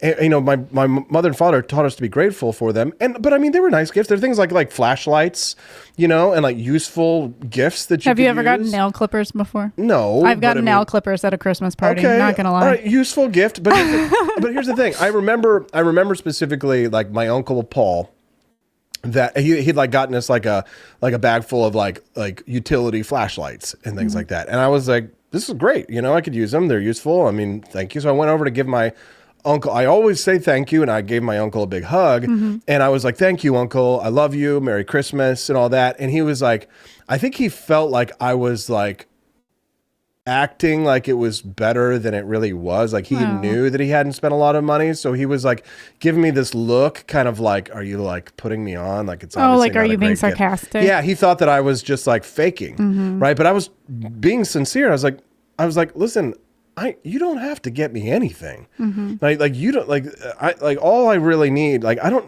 There comes a certain time in your life when you realize that gifts are not that important as the love of your. I wish that I would rather have all my family back as it was. Everybody's back, right, alive again and together on Christmas, and not have a single present underneath the tree, and just be with them. Maybe a little turkey and maybe grandma's noodles, right? I would like too, but it was I think it was at that age where I was grateful, right? And I wanted, and I knew that it meant that they took the time to think about me and to think, we've got to get something for Austin because we care about him and he's part of our family and we love him. And it didn't matter what it was. If it was we used to joke because my grandma Rose, right? She always would for the kids, she did, it was $50 was the most she ever had. That karate bag that I have? That was a Christmas present from Grandma Rose, right? And it cost $50 and it had the karate embroidery on it. Oh, you love that bag. I use that bag every week. Yeah. I've used that bag every week for 25 years. And it's held up. Yeah. It's a good bag. Yeah, it's a great bag. But it's not the bag that matters, right? So Grandma, sometimes in order to hit the $50 mark, she would I don't know. You remember seeing that movie Christmas Vacation where like the character, she like wraps things up from around the house. She like comes in with the presents and it's like the cat's in one of the boxes. And then like there's like Jell-O and it has cat food in the Jell-O. And stuff like that. I don't remember so that, our grandma, but that sounds like, funny. You could never say an unkind word about Grandma Rose because she never said anything unkind about anybody. But every once in a while, you'd get a gift and you'd be kind of like, this kind of does look like something that like was like a craft that she had around the house. That it has like, Really? like a piece She of, re-gifted? No, it was just like, she would like, she had like her church group and she would like make ceramics with like Bible verses on them. And like they would be in her house and then mysteriously they would kind of appear as gifts and stuff like that. But I mean, it wasn't like, we would just laugh about it as kids, right? And like we would joke about it because that's how it was. And obviously we love our grandmother and all that stuff. So it's kind of like, we're not talking smack about her, but it was just something funny that she would do, right? It was kind of like that, where it's kind of like she would find things around the house sometimes in order to make sure everybody got something, because she had so many kids and grandkids. She had like 100 family members that would come over to Grandma Rose's house in Independence for Christmas. But again, it wasn't about the gifts. Like we didn't care. We just wanted to be with Grandma. We just wanted to, have fun with Grandma. And it wasn't about the gifts that my cousins couldn't afford because they were never very, they didn't have a lot of money. Yeah. And so the gifts didn't matter. It was that like for me, if somebody cares enough, like for example, I can't show the card unfortunately, but grab the card over there. Grab the Christmas card. Look at Nelson's Christmas card. He took the time to go and find this beautiful card, right? And it's all sparkly and glittery and it's beautiful, right? And signed it for us. Like that is a thoughtful card, it is. That's not just any Christmas card. I right? like cards that can be used as other things. Right. So this can be used as a decoration. And honestly, I'm going to save it in with all of our Christmas decorations and I'll take it out every year. Yeah, because it's like a beautiful little decoration, right? So this is a very useful card. This is money well spent. Absolutely. Because there's some things where it's like at the end of the season, you're like, well, I guess I got to throw this away. Right. You don't what am I going to do with it? Some things, yeah, for sure. Yeah. But like this like means a lot, right? Because Nelson took the time to go and to think about us and to find us a very special card. And now we've used it for the show to kind of decorate the show set. Oh, yeah. And Nelson has been coming in almost every day for like how many months now? Like 3 months, 3 or 4 months he's been doing this. Right. Giving of his time, giving of his energy. It takes a lot of energy. It takes a lot of technical expertise to set this show up every 5 days a week, every 5 day, Monday through Friday. Yeah. And he's getting his ass up early and he goes and he works for the government and does these things. Like this Christmas card, it's not about like the gift. It's about the representation of like love. You know what I mean? The love, right? That and like that somebody is expressing to you. So it didn't matter to me that my uncle gave me a bag full of flashlights, right? I still have those to this day. We still like a lot of the flashlights. There's those little ones that we have, right? Yeah. But and so it wasn't about that. So when my uncle, it kind of hurt my feelings that my uncle looked at me like, are you putting me on, kid? Like, because he knew that it wasn't like some great expensive gift or something that I like really wanted or whatever. Right. But it kind of hurt my feelings because like I was trying to tell him or express to him that I recognize, like I couldn't say as like a 14-year-old kid, I couldn't say, I know you can't afford to buy me a Game Boy game or rollerblades or whatever it was I wanted in like 1992 or something like that. But like, and I couldn't even find the words I think necessarily to say, or it's too awkward to say something like, I know you can't like afford. I know that would make him feel even worse. Exactly. Probably. Exactly. So like I was just trying to express to him that I was just grateful that they thought enough that they just thought of me. Yeah. Right. And it's like, even if they hadn't gotten me anything like, or like just a Christmas card or something like that, like to be together, that's really all that matters, right? It's and you learn those things as you get older. Like gifts are going to be a bigger part of our life when Hazel gets older. I know. Right? This year I bought her baby food and some swaddled blankets, but it's like I already opened them and I'm already feeding her the food. So she's not going to open anything from me specifically on Christmas, but you got her some little trinkets and things. What can be from us? I know. It can be from us. Put it on the from Austin and Steffi thing. Yeah. Right? So speaking of, I think it's about time to get that bonus baby going. So she's still sleeping.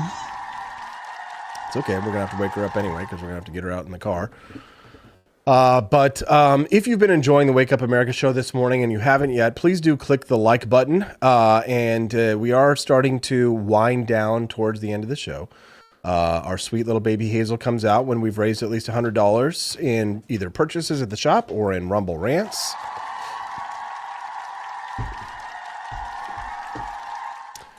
And we're always grateful for our friends and supporters. You can't really see her on there and stuff like that. So yeah, you might as well just bring her out, honey, because we're gonna have to wake her up to like change her and get her ready, and we're gonna have to put her in the car, like the seatbelt situation. She's doing her little head back and forth, yeah, isn't she? I know. Sweet little baby Hazel. Here, you wanna give her to me? We can say goodbye. So this is good. So we'll have one more show before Christmas, but this is the last time that we'll see baby Hazel until Christmas is over. Okay, come on over here. Let's see if we can get there we go. Nice. Here we go. All right, we'll have to say goodbye. Hey guys, it's Hazel. I want to say Merry Christmas, Happy Holidays. It's gonna be baby's first Christmas. Yes, hi baby. Here, I'll take her. There you go. Alrighty, I got her. I'm so bad about the handoff. I'm always really worried she's going to be dropped. Yeah, we haven't dropped her yet. All right, Steffi, have a seat. We're going to say our goodbyes. Look, it's Liz, C.O. Day, Robbie Theraman, L. Dubs, Latrell, Quest Fanning, Bruce Burtwhistle, Joni Rankin, Look, it's Liz, Amy J. Ease, Dad Bod Baboon, and Robbie Theraman, Clementine, Doug, so many others, Nelson65, and so many others. So we say Tolly? Tolly, if she's here still. If she's still here. Thank you very much for all you've done for us. We'll see you one more time on Monday, but it is say goodbye to baby Hazel. Hazel says thank you very much for minivan money. Bye guys. Thanks so much. Yes. She's looking at the Wake Up America show screen.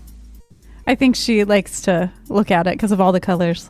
She's looking. Yeah, she likes to look at it. Yeah, see if you want to hear. You take her, honey. She's like, oh my god. Yes, there we go. Baby Hazel.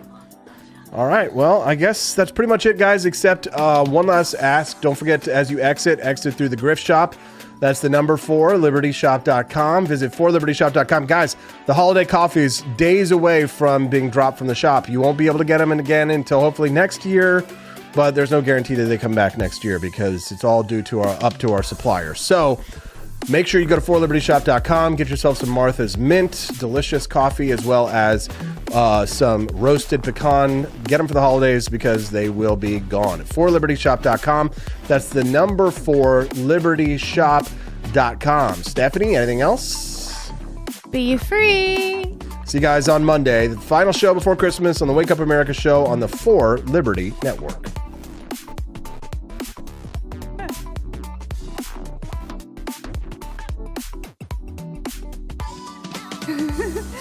She's like dancing with the Christmas seed.